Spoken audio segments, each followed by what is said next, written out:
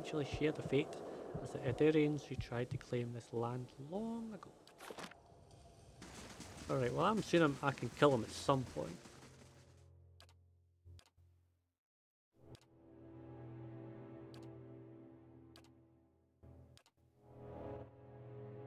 I'm here. That's it.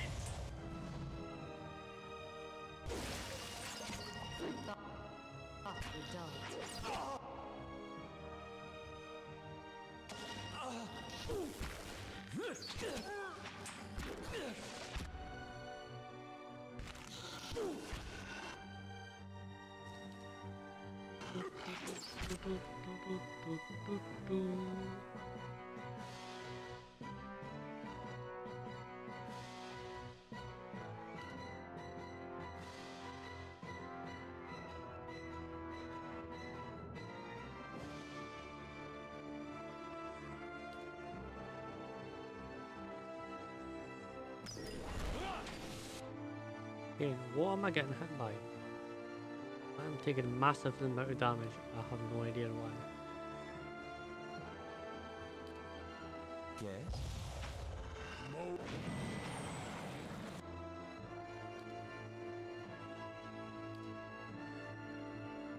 And I can't see or something?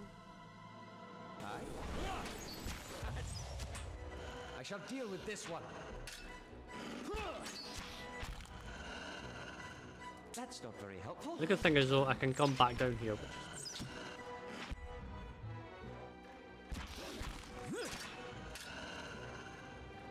But odd though. Odd.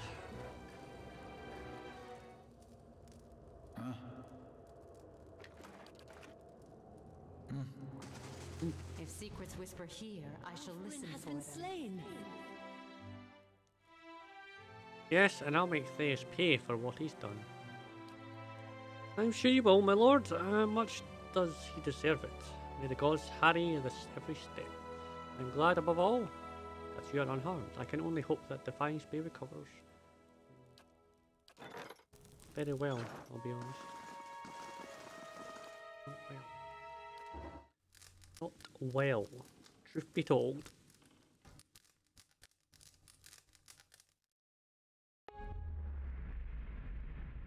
The morning is cold and silent, and you are upon the plateau of the birthing bell, and there is no sound, no wind.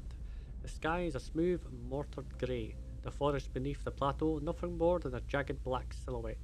Even the rock, the ardor around you, it feels colder. The sun's warmth bleed from it. Against the cold backdrop of the sky, you see the great birthing bell, hanging from its arch of Outtro. Its surface is tarnished, and the shadows inside the bell are dark. Still. It seems to press down upon you, or simply sadly watching, as if standing above a grave formed from the table of a plateau and the remains of the mother's wound that now covers its surface. And there is something heavy in your hands. It breathes, gurgling, slicking wet, yet that is all it is. You find yourself filled with fear. You don't want to look at what you are holding. You don't want to touch it with your mind. It is all you can do not to cast it from you. The mass before you is vacant, flesh in the shape of a newborn. Bubbles of saliva bunch at the mouth. Expelled by steady gurgling breath, its arms, legs, head lolling limp. No thought, no struggle, no desire to cry in protest or pain. There is nothing from within. There is an absence in your hands. Your hands tremble, shake, and the silence is broken as the chimes on the wrist echo with the trembling. And the chimes do not echo in the thoughts of the mass in your hands. There is no soul within to hear it. Reach out with your thoughts. The only emotions blanketing the plateau are the pain of the mother. The child breathes, its heart beats, but it makes no cry. The child feels light, empty. There is no joy in it, no fear, no thoughts at all. Yet in the hollows inside it, it breathes a thing of habit, not life. You cannot move, your trembling has subsided, and the birthing chimes on your wrist are as still as the child. The mother is crying, eager to see, begging to see the child. you feel a sudden spike of fear of being hunted. If you give the child to the mother, you will be blamed, and her anguish and rage shall fall upon you. She will not spare you or anyone you love. Of this you are certain. But you did not cause this. You don't think you caused it. And the mother begs, her arms outstretched. The chimes sound once more as you give the child to its mother, and as the chime fades, there is the eager the gleam, the willing joy, the questioning, and you draw upon it deeply, letting the hopes stream into her eyes, letting her ears fill with the cries that you have heard countless times past from other children on the bell.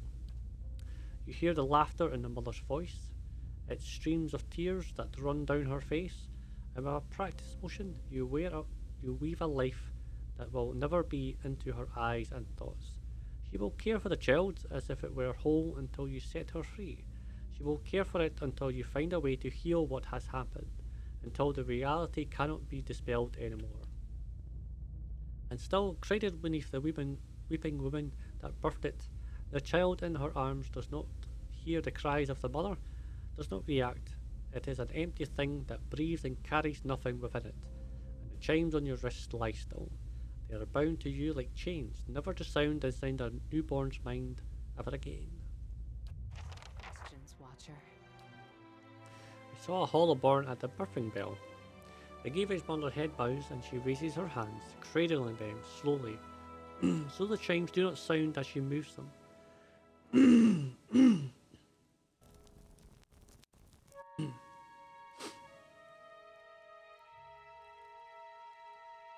Right, I'll try that again. The grieving mother's head bows and she raises her hands, cradling them slowly, so the chimes do not sound as she moves them. You feel a chill in the air, as if the fault of your mind is growing, too large for the thoughts within, and your brief is laced with a chill. To your horror, you hear her breathing, ragged, hacking, but strangely steady, and you can see saliva bunching at the corners of her lips, becoming thick ropes of drool that cast themselves down her chin. There is a smell of blood in the air, new, wet, and the salt, sharp tang in your mind. Coupled with this is the smell of sudden undergarments clawing at your senses.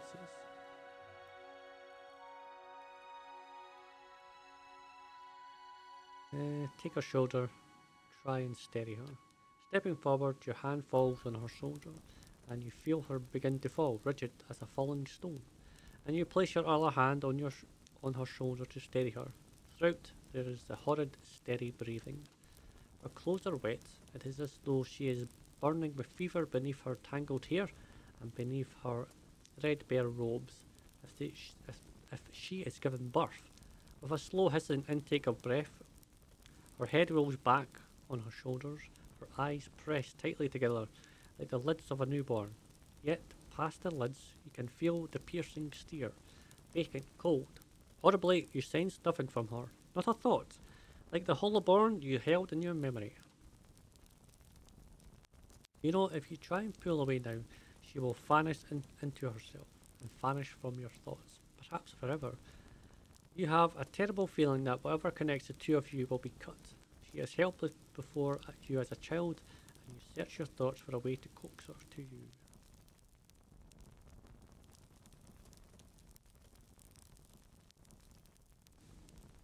Share a memory of peace and comfort. She jerks slightly before you, then her head tilts and the steady breathing breaks, and she gives a racking cry. I thought it was my doing.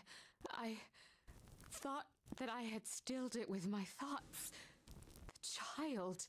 It was just a child. What was done with it? I do not know. I think you helped give birth to the child, then gave it to the mother. Exactly, that's what you did.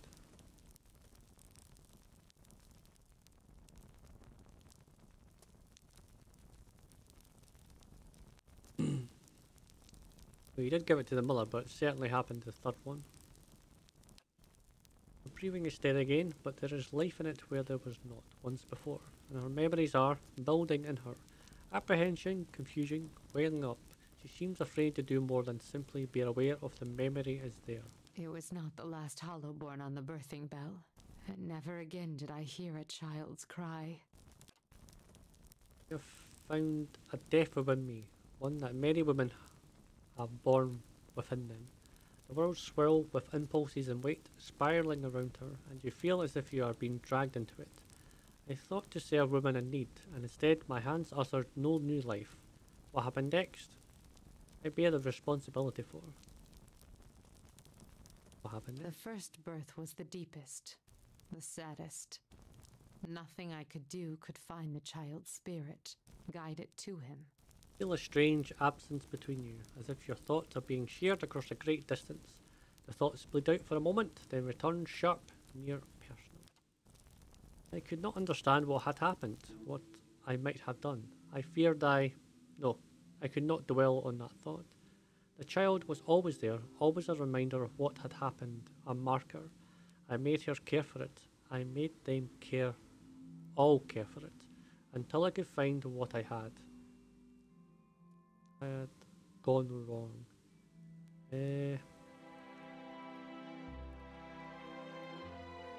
Ken, you made it care for it, even though it was pretty much deceased. But the Hollowborn, it wasn't your doing. It happened elsewhere. Little word of the outside world reached us. It was enough time for rage and pain and grief to guide hands. I feared what would happen to the children, what would happen to me.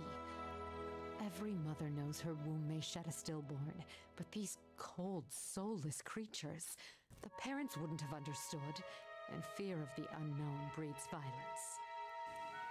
I held their minds within mine. I shaped and guided them as long as I could, and with each passing day, each new birth, the strain grew, and the more I felt my control slipping, the more I focused my thoughts. Eventually, even I succumbed to the power of my own illusion. I'd woven the threads so tightly that I could no longer see through them. And then one morning, I heard funeral bells tolling in the village. The sounds of wailing rose through the mist. The mother had died, her mind so focused on the care of her Hollowborn child that she neglected even to feed herself. And with that, the illusion broke. The town folks saw their Hollowborn the way they were, not the way I wished them to see. By the end of the day, they began to look at me differently too. It's no doubt. I did not understand what had happened, but I knew enough to flee, and every suspicion that surfaced, every faded memory of what I'd done, I pressed it down, tucked it away. It feels cold, lonely, and rigid. My skill failed me, but I did what was necessary. I regret the mother's death, but how much worse would have been made if I had not acted.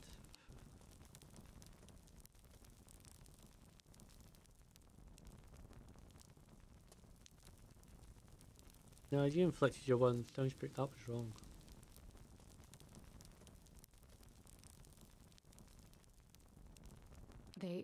They would have killed the children. I had no choice. The matter was too great to seek permission, so I made them believe their children lived whole and healthy, until there were too many children, and the protection crumbled.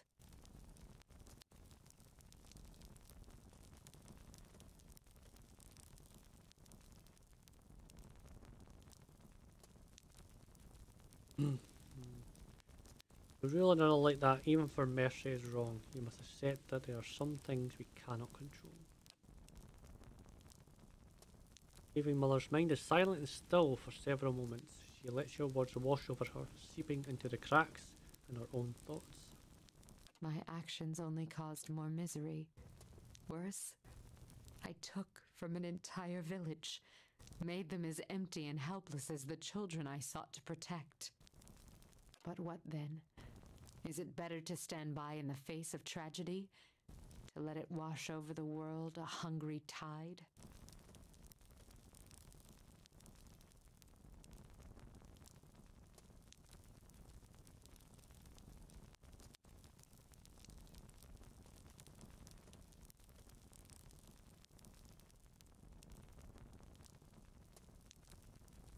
Life is often painful, we can't will it otherwise, or...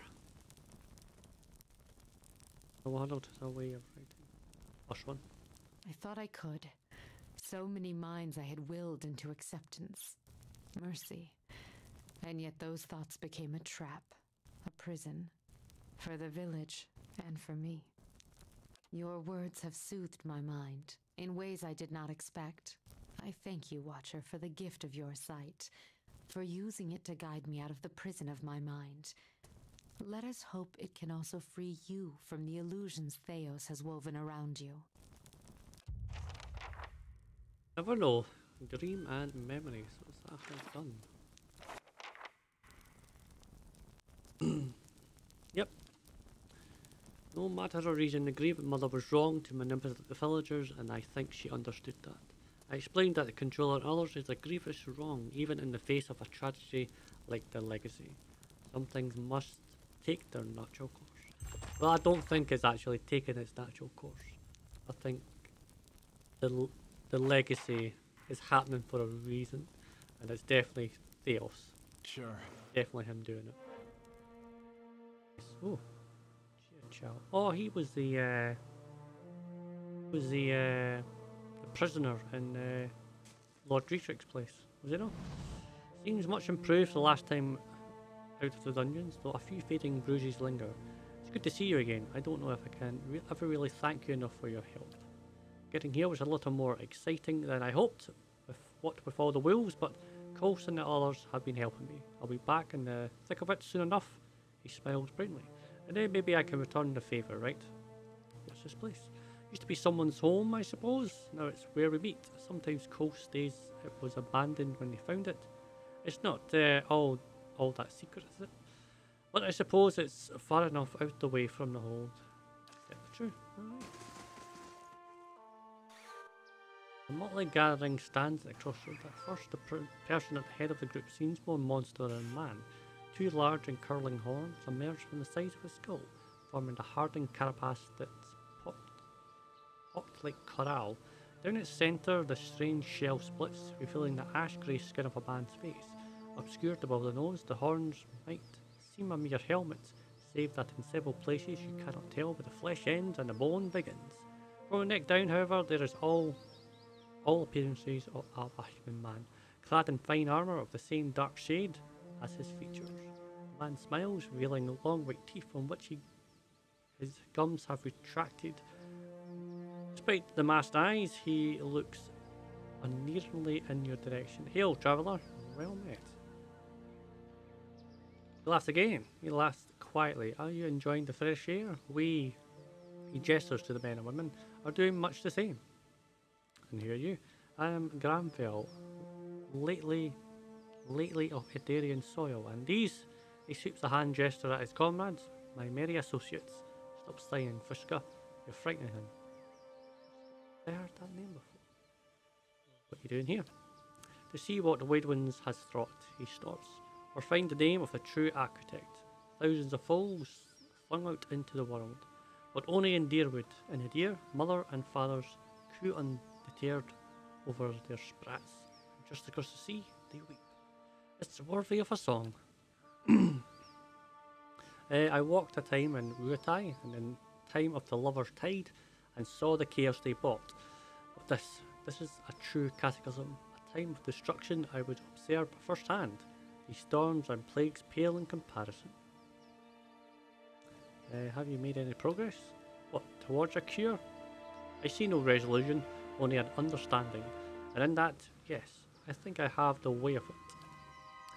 You need but look at them, those squirming empty things, the babies, thrown into the sea, or else exposed into the wilderness. Gramrfel laughs. All those experiments the animancers have done, I have found my answers already, even if the grieving mothers and fathers have not. What did you learn? That having parted bodies from soul, we see the truth of it, that the brain is not the mind, but only that which houses at a time. That which sustains the flesh is wholly separate from what feeds the life.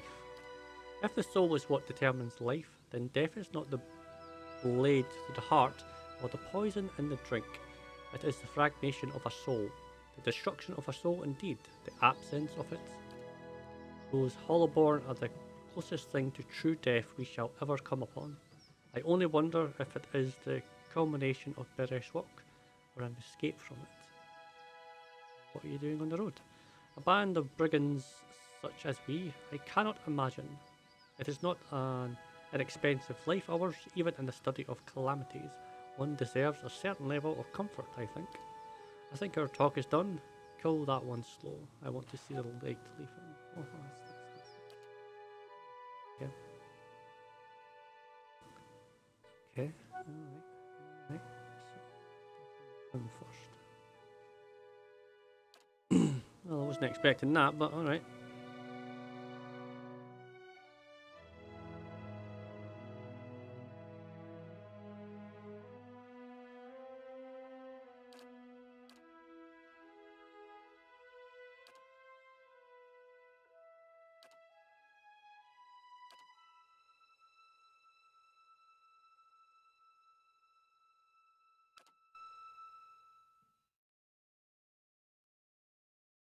Just a little bit.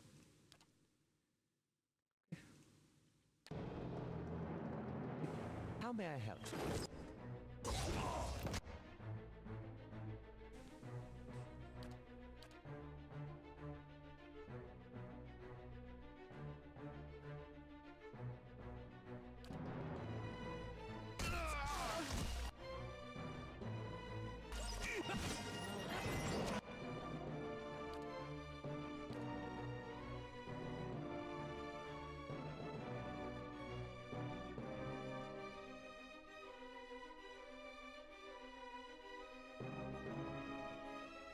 Yeah, thinking. Yes, he is charmed. Of course he would be charmed. Yeah, right.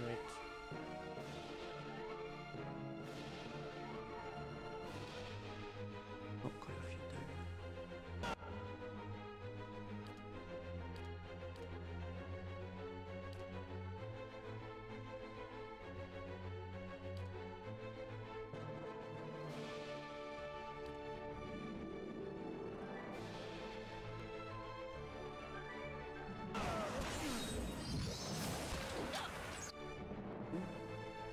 Just took the way and ran away. Oh, why did it done?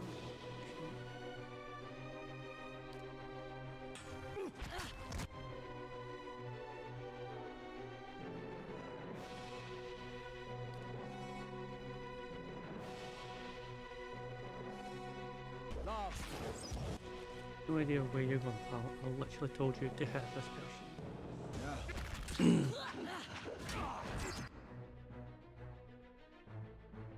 They just came right back up.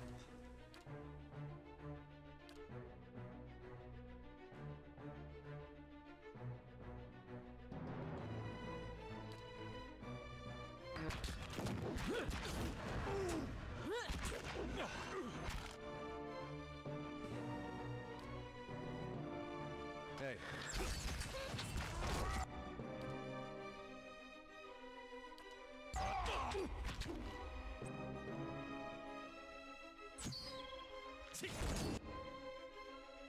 Do as much as I thought. Just like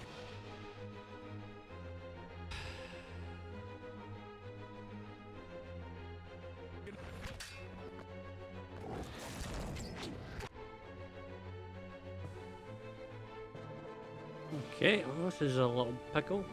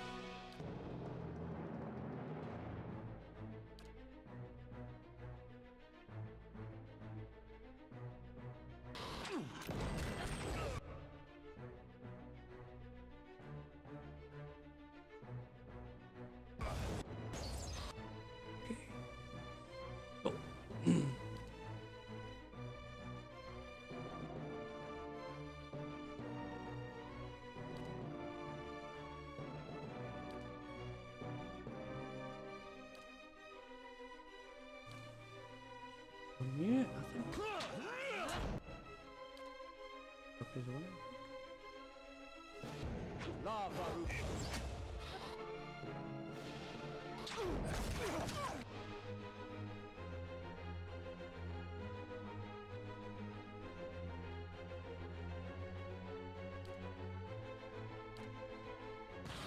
That's not very helpful.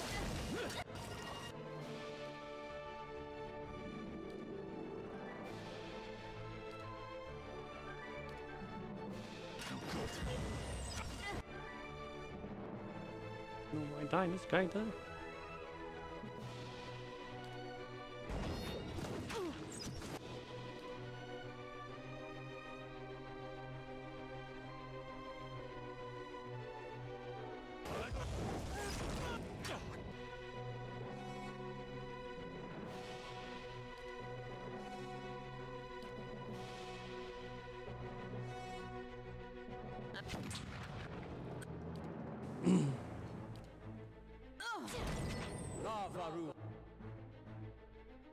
Beyond.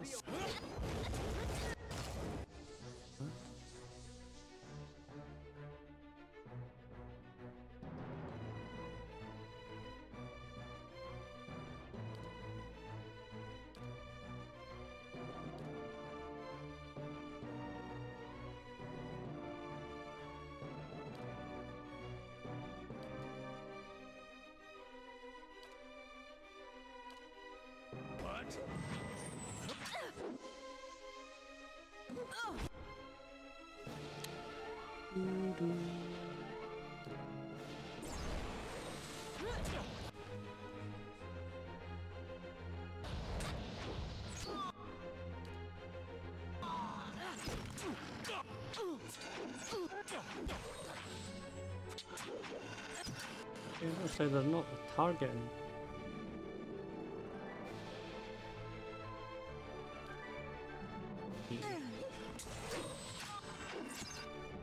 Hey.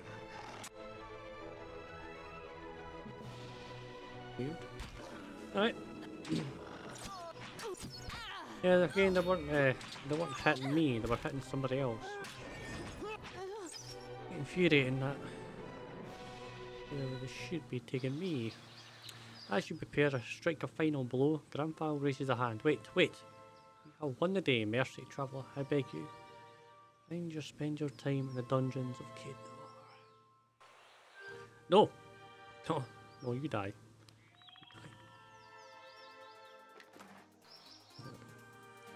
Decided to, attack me. And that doesn't agree with me, that one.